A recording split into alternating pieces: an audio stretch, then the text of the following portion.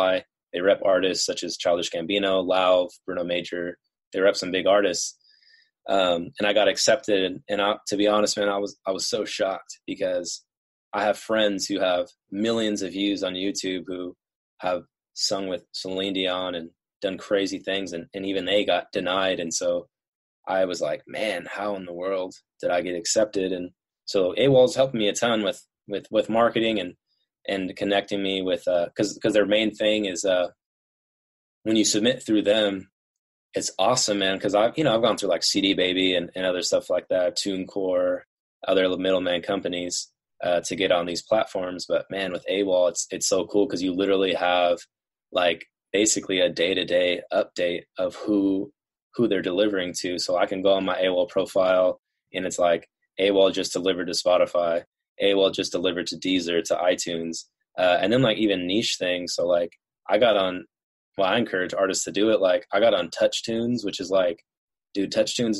is about to blow up. It's the modern jukebox. So sometimes I go to bars and or wherever, and they don't, instead of just having like house music as far as like music on the house speakers, they'll have this kiosk, which essentially looks like an ATM, and it's this electronic jukebox where you go, you swipe your card, you search an artist, and then it will play on the main house speakers what you paid for.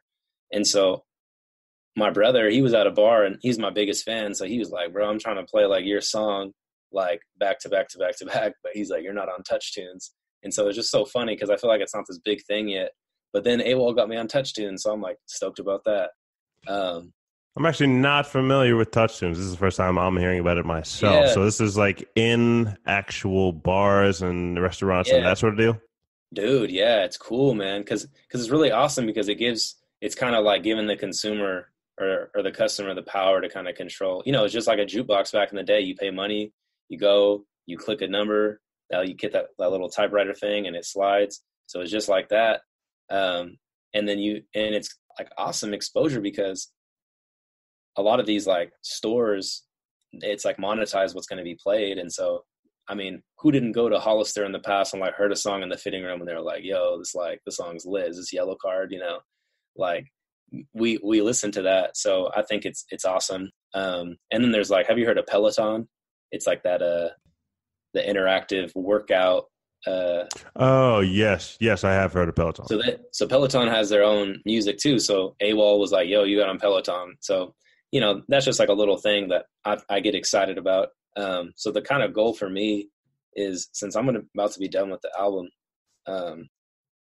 I don't, so I have a music intern, I have an assistant, and I have a crew guy, and then I have a graphic designer, a mastering engineer.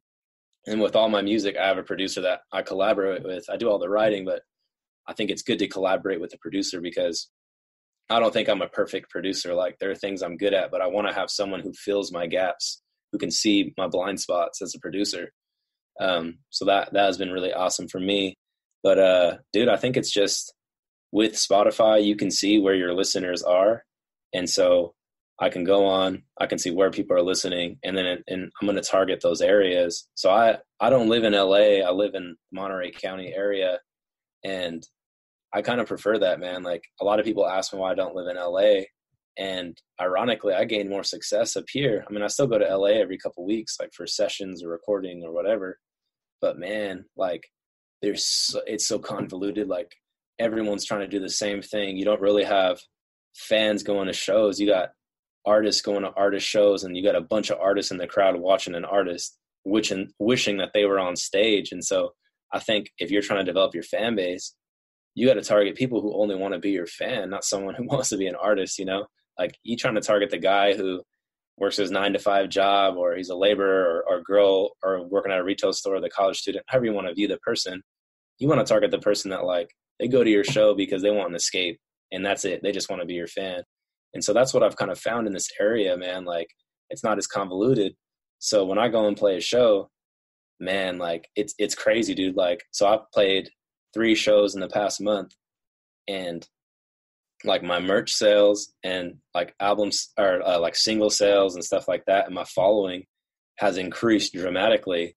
because I'll just meet these listeners, like, you know, first person, and they're like, man, who are you? Like, you know, like we had no idea there was like that there was an artist like you in Monterey. So my goal is to set up a way to target all the colleges, all the high schools, like any type of like artist showcase or festival or fair in this area, and just like keep attacking it and attacking it and attacking it, trying to get on the local radio, and then hopefully take that momentum elsewhere. And the goal is not to get famous, but the goal is to just have a career. Gotcha. So 2 questions on that one. Whenever you reach out to these venues, what do you say to them? What do you like? How do you get the gig? And then secondly, how do you sell your merchandise? What have you found that works for you whenever selling? Yeah, so I think it kind of comes to like, I think first and foremost, you got to know your audience. So up here in like essentially the NorCal, Central Cal area, I'm not speaking for the people group as a whole, just kind of what I've noticed. Or I'm not saying like everybody does this, but just what I've noticed is like people tend to be a little bit more laid back. Whereas LA, it's like, yo, like, let's just get this going, which is how I am. And I'm sure, because you're in New York, correct? No, we're in Atlanta. Atlanta. Sorry. Forgive me. Yeah. I think I saw something in New York in the pamphlet, but even that East Coast, like the East Coast grind, I feel like is like fast paced, at least and from what I've like perceived. And so it's a little bit weird being up here. So approaching venues, it's pretty much just like most of the venues are the same. So a standard kind of thing in LA is like a bookie will email you, what's your draw in LA?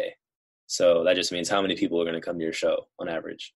And then they'll say like, okay, well, we need you to sell at least 15 tickets before we start splitting profits.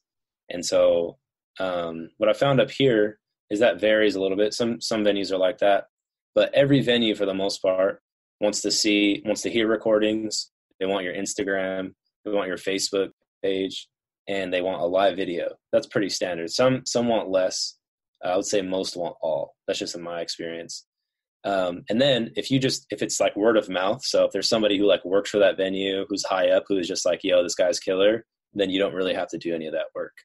The good thing is that the church that I direct at or worship direct at, it's pretty large. So it's like around 4,000 people.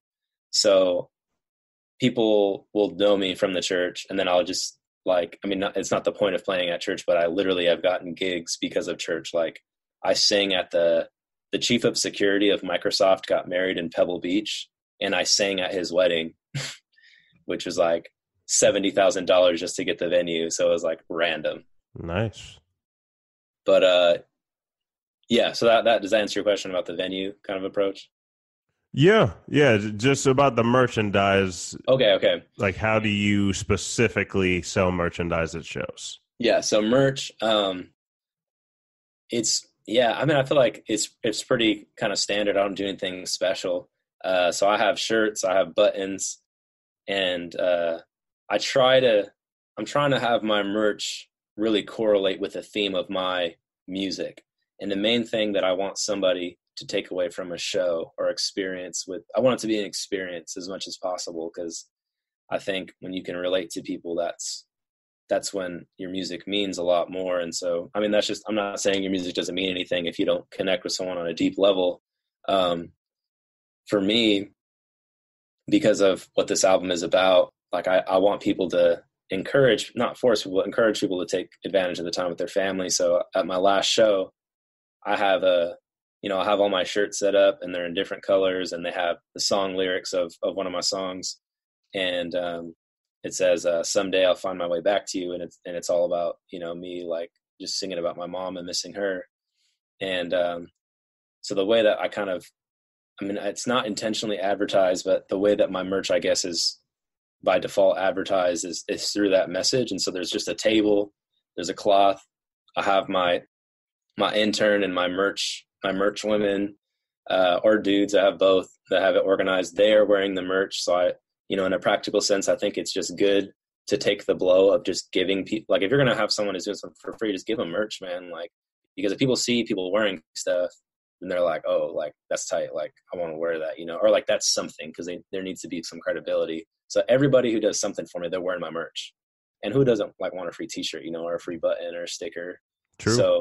So I think it's that, like, you want people to see that. And then it's also like, it kind of comes back to not being shady. Like, I'm not going to like push my merch. Like, I'm going to let the message push the merch. And I think maybe in the long run, it doesn't come off as like being a hustle, or in the short term, it doesn't come off as like a hustle, but I think in the long term it has success. And so I didn't really push my merch at this last show. And then I went back and like 50 shirts sold, and they sell for $20 a piece, you know? And I think it's important to take the blow financially. Like if you can get in bulk, so in a practical sense, like if you can get in bulk, like each shirt for me to buy was $7 and I sell them for 20, you know, but I had to get way more. And I'm not trying to be, that's like not a shady thing. Like it's just being smart with like your money and stuff like that. So yeah. So does that kind of answer that? Yeah. Yeah. That one answers it. So wrapping up here, the one final question we like to ask everybody: what is the one biggest thing you wish you knew when you first got started on your journey to working full-time in the music business? Man, I've been staring at this question like since you sent me this, man. Like, so are you going to be mad if it's like two? Because I feel like they're intertwined. Nah, go ahead. Okay. Yeah, thanks, man. Also, I'm not gonna lie, I'm feeling guilty that I said New York. So if you could forgive me on that. No, you're all good. We have a New York number that goes to the business too. So okay. That could have been the cool. confusion. Cool. All right, I feel better now. So I would say these kind of go hand in hand. It's kind of typical, but I think it's being consistent. And the connection to consistency is the sooner you can accept the fact that there's always going to be someone better than you, the better. So if you can just accept that and just in a way of being aware, not like being pessimistic or down on yourself, just being aware, then it's so freeing, man, because I know I'm not the best singer. There's going to be a better singer. There's going to be a better writer or whatever. But I think the encouraging thing is it's not enough to be talented, and it's not enough to be skilled, because we can listen to the radio right now and the best singers are not necessarily on the radio. You know, granted, Beyonce's on the radio. She's one of the greatest singers alive, but not every person is the best singer. And so you just have to accept that. And it's so freeing, man, because like I would compare myself to everybody. So if you're listening, if you're a singer, if you're a rapper, if you're, you know, you want to be in music management, you know, whatever facet you desire, like there's just gonna be somebody that's better, and that's okay. Because if you are just consistent in whatever it is, you are more likely to be consistent if you accept that reality. Because what I found, the biggest reason that people stop is because they get discouragement, and most of discouragement comes from comparison. So I would say that, man, because those two things go hand in hand. And I'm not saying, like, to me, you only fail when you quit. Defeat is temporary. So you can have like temporary defeat. Like, you played this show, not a lot of people came. You tried this promo method, you tried to record the song, people hated it. Like, that's temporary. But it's failure when you quit. That's when you literally say no and you just stop.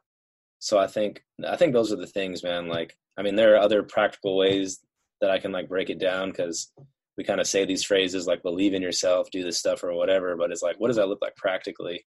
But I think if I had to pick a top two that are intertwined, it would be, once again, accept the fact that there are going to be people better than you, and that's okay. And allow that freedom to like allow you to be consistent in your growth and your approach and getting better. So. Awesome. So consistency, freedom. John, it's been a pleasure, man. Thanks for being with us today on the show, dropping some knowledge on Music Money University. We've loved having you. People, he's got a EP album coming out. Check that out.